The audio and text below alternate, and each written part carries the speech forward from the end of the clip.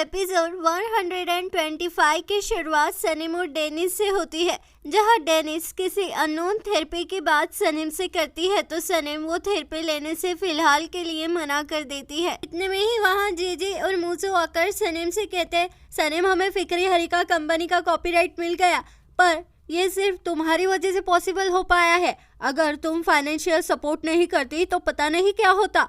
तो मुझे कहता है, अरे सनीम तुमने तो फाइनेंशियल सपोर्ट दिया पर उतना काफ़ी नहीं था। अच्छा हुआ कि बिजली का बिल भरने के लिए मेरे पास कुछ पैसे पड़े थे तो वो काम आ गए। बिल का क्या है, बिजनेस ज़्यादा ज़रूरी है। अब मेरा और जेजे का कंपनी में 1% शेयर है, बाकी 98% तुम्हारा है।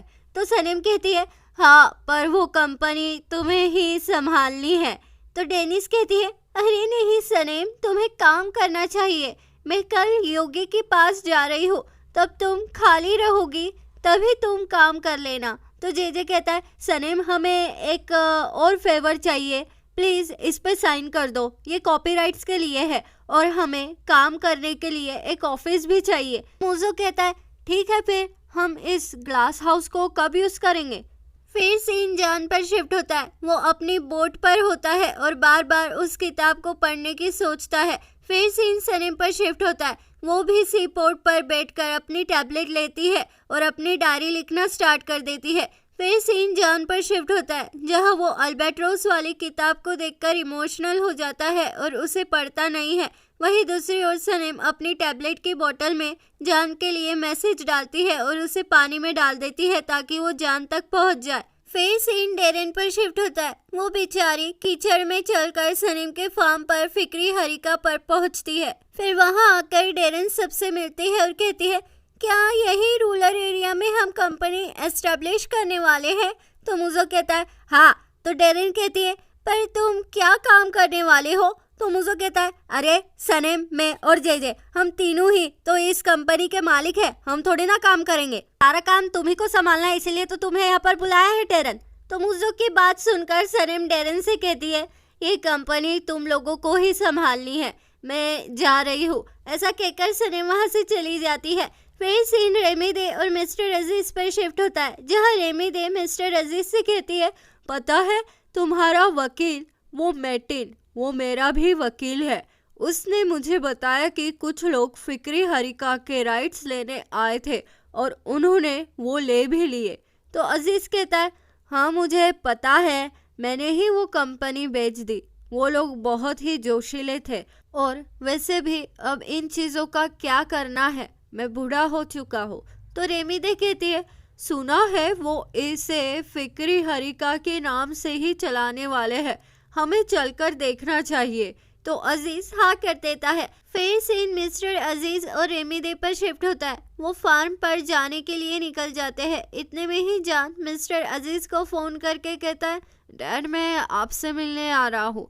तो ये सुनकर मिस्टर अजीज बहुत ही खुश हो जाते हैं। फिर सीन डेरेन पर शिफ्ट होता है। वो जेजे से कहती है, बाप रे तुमने कस्टमर्स के कॉन्टैक्ट नंबर टॉयलेट पेपर पर क्यों लिखे हैं। तो जेजे कहता है, बाप को मत सिखा, बड़ी आई मुझे सिखाने वाली, अब तो एक नहीं सुनूंगा, मैं मालिक बन चुका हूँ। इतने में ही वहाँ मिस्टर अजीज की गाड़ी आती है। तो जेजे को पहले से ही पता चल जाता है कि कोई आया है जाना पहचाना सा, इसलिए वो सीधे उन्हें सूंघते सूंघते उनके सामने चला जाता है। तो मिस्टर अजीज ये देखकर शॉक हो जाते हैं कि डेरेन, जेजे और मूजो उन्होंने फिक्री हरिका के राइट्स खरीदे हैं। फिर वो सब आपस में मिलते मिलाते हैं और बहुत ही खुश हो जाते हैं। फिर जेजे उन्हें बताता है कि हमने ये कंपनी बस इसीलिए खरीदी क्योंकि हम इसे बर्बाद होते हुए नहीं देख सकते थे, हम कंपनी को यूँ गिरते हुए नहीं देख सकते थे। तो ये सुनकर मिस्टर अजीज और रेमीदे को बहुत ही अच्छा लगता है। फिर जेजे उन्हें बताता है कि वो तो सिर्फ 1% के ही पार्टनर है, पर सनीम उसने इस कंपनी के 98% शेयर्स खरीद लिए हैं। तो ये सुनकर मिस्टर अजीज शॉक हो जाते हैं और कहते हैं, सनीम क्या उसने ये कंपनी खरीदी है, ये तो बहुत ही अच्छी बात है। सनीम अगर यहाँ है तो हम यहाँ जान को भी बुला सकते हैं, इस तरह से वो फिर से एक हो जाएंगे। तो ये सुनकर सब इस प्लान को अंजाम देने के लिए रेडी हो जाते हैं। फिर सीन सनीम पर शिफ्ट होता है। उसे मिल्की वे और निहात पापा का फोन आता है। मिल्की वे सनीम से कहती है, अरे मेरे बच्ची तुम वहाँ क्यों चली गई? उस थेरेपिस्ट ने पता नहीं कहाँ से आइडिया दिया तुम्हें वहाँ फार्म पर जाकर रहने का। तुम तो मोहल्ले में आई नहीं, कितने दिन बीत चुके हैं। देखो तुम्हारा चेहरा कितना पीला पड़ गया है मेरी बच्ची। तो सनीम कहती है, माँ प्लीज बात को बढ़ाइए मत, मैं यहाँ पर काम कर रही हूँ, मुझे डिस्टर्ब हो रहा है। मेरा चेहरा बिल्कुल अच्छा दिख रहा है, बिल्कुल भी पीला नहीं है, मैंने तो क्रीम भी लगा कर रखी है, आप कुछ भी मत बोलिए। ऐसा कहकर सनीम फोन रख देती है। फिर सनीम जा ही रही होती है कि उसे वहाँ रेमिदे दिख जाती है, तो वो वहाँ रुक जाती है। फिर वो दोनों भी मिलते हैं, तो मिस्टर अजीज भी सनीम से मिलते हैं। तो मिस्टर अजीज को वहाँ देखकर सनीम उन्हें अजीब तरीके से घूरने लगती है। तो जे कहता है, सनीम होश में आ जाओ, होश में आओ। एक्चुअली क्या है मिस्टर अजीज, ये सनीम ज़रा इन दिनों डिस्टर्ब रहती है। तो मिस्टर अजीज समझ जाते हैं कि सनीम को जान से जुदा होने का सदमा लग गया है। इसी बीच जे सनीम की एक डॉक्यूमेंट पर साइन ले लेता है और कहता है, आज से मिस्टर अजीज वो भी हमारे 50% के पार्टनर है। तो ये सुनकर सनीम जे की ओर देखने लगती है कि इतने जल्दी चालाकी के साथ उसने मेरी साइन ले ली और 50% का पार्टनर मिस्टर अजीज को बना दिया।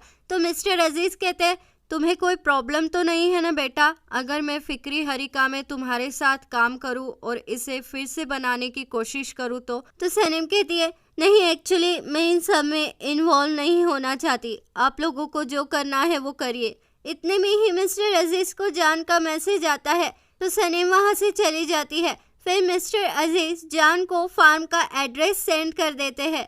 फिर सीन जान पर शिफ्ट होता है। वो फार्म पर आकर मिस्टर अजीज से मिलता है, तो जान की आवाज़ सुनकर वहाँ बाकी के सभी भी आ जाते हैं।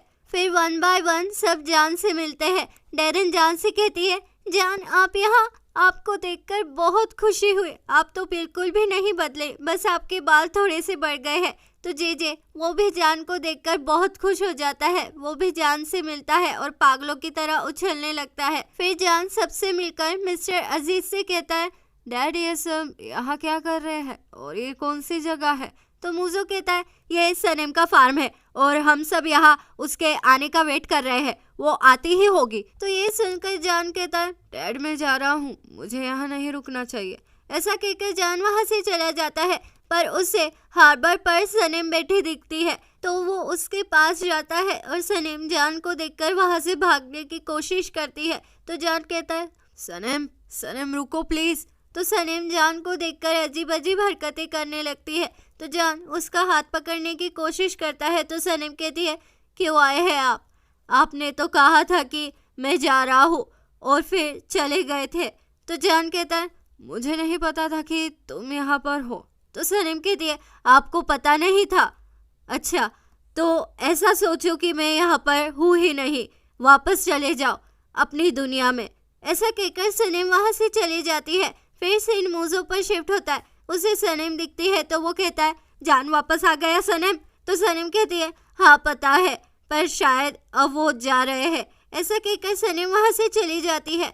तो सनीम की बात सुनकर जे भागकर जाता है और जान की बोट की रस्सी पकड़कर जान से कहता है, तुम नहीं जा सकते, तुम्हारे डैड की तबीयत खराब हो गई है। ये सुनकर जान अपनी बोट छोड़कर अपने डैड को देखने भाग जाता है। तो ये बात जे डेरन को फोन पर बताता है कि उसने जान को रुकाने के लिए मिस्टर अजीज की बीमारी का बहाना बनाया है, वो वहाँ पहुँच रहा है, रेडी हो जाओ। तो ये सुनकर डेरन मिस्टर अजीज को अंदर सोफे पर सुला देती है। इतने में ही वहाँ सनीम आकर कहती है, क्या हुआ? तो मूजो कहता है, क्या होगा, मिस्टर अजीज की उम्र हो चुकी है, उम्र होने के बाद ये तो सब चलते ही रहता है, आप किसी मिरेकल की उम्मीद मत करना मिस्टर अजीज, तो मैं चलता हूँ। ऐसा कहकर मूजो वहाँ से चला जाता है। तो सनीम कहती है, मैं इसके तरफ से आपसे माफ़ी मांगती हूँ मिस्टर अजीज, ये ऐसा ही है, आपको इसकी आदत हो जाएगी, मैं आपके लिए ग्रीन टी बनाकर लाती हूँ। ऐसा कहकर सनीम वहाँ से चली जाती है। तो उसे रास्ते में जान कहता है, मेरे डैड कैसे हैं सनीम, क्या वो ठीक है? तो सनीम कहती है, हाँ वो ठीक है, वो सोए हुए हैं, आप उनसे मिल लो।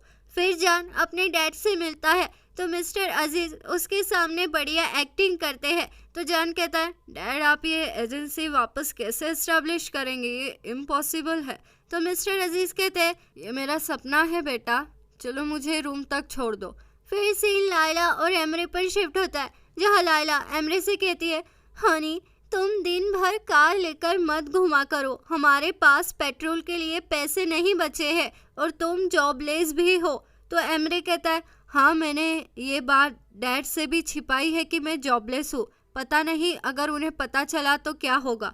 फिर सीन सनीम पर शिफ्ट होता है। वो किचन में टी बनाती है तो जान वहाँ आकर पानी लेता है तो सनीम उसके ओर देखकर मन ही मन में कहती है, क्या कहूँ मैं तुमसे, मेरे अल्फाज तो कब से ख़त्म हो गए हैं। तो जान भी अपने मन में कहता है, सनीम अब कोई उम्मीद नहीं है, सब खत्म हो चुका है, मैं फिर से वापस नहीं आऊँगा। तो सनीम कहती है, मैं भी फिर से अपने आप को आपके हवाले नहीं करूँगी। फिर सीन सनीम पर शिफ्ट होता है। वो मिस्टर अजीज़ को टी देती है तो मिस्टर अजीज़ कहते हैं, सनीम मेरा डॉक्टर चाहता है कि मैं नेचर में रहूँ, तो क्या मैं रेंट से तुम्हारे फार्म में रह सकता हूँ बेटा। तो सनीम कहती है, रेंट की कोई ज़रूरत नहीं है, आप मेरे गेस्ट बनकर यहाँ रह सकते हैं। तो मिस्टर अजीज़ कहते हैं, जान तुम भी यहाँ रुक जाओ। तो जान कहता है, डैड मैं अपनी बोट पर ही रुकूंगा, अगर आपको ज़रूरत हो तो मुझे बुला लेना। तो अब आगे क्या होगा, क्या सनीम जान को माफ़ कर पाएगी, आगे क्या होगा, जानने के लिए बने रहिए मेरे चैनल दीवाने हैं हम पर। जल्द मुलाकात होगी अगले एपिसोड में। लाइक शेयर सब्सक्राइब कर दो, अच्छे लगे हम तो मानो इतनी सी बात, दीवाने हो तुम तो। लाइक शेयर सब्सक्राइब कर दो, अच्छे लगे हम तो मानो इतनी सी बात, दीवाने हो तुम तो। अलविदा दीवानों, जल्द मुलाकात होगी अगले एपिसोड में।